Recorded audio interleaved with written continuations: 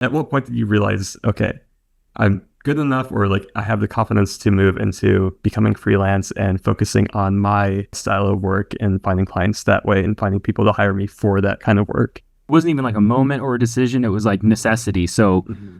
I had tapped out at the job that I was describing just now and I quit. So that's when I started Lariat Creative. So that would have been like 2013, and like, okay, everything I do freelance will be under this umbrella. And it started very slow. It started with posters and then slowly a logo would show up and then an animated video, would trickle in and things like that. So it took a long time. One thing I've never been afraid to do is show my work.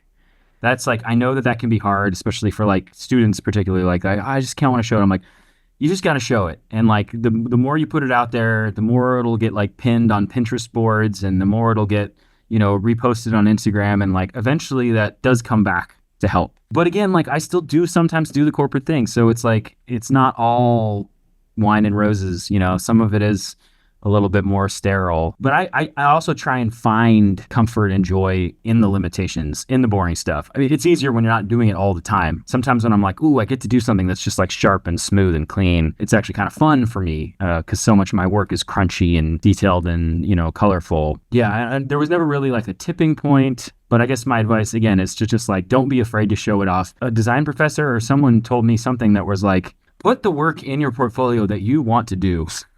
And that kind of stuck with me. I was like, okay, like I want to make logos. I want to make posters. I will put that in there. And like, if you guys have noticed, like there's not a single piece of web design or app design or anything like that on my website because I don't like doing that. You could even have multiple websites. You don't have to have one. Like you could have a website that's just all the really cool, really weird, fun stuff that you love to do and call it whatever company you want to call it. And then put all the clean, simple, corporate, safe stuff here. And then like maybe just have both out there. It's like putting two fishing poles in the water instead of one.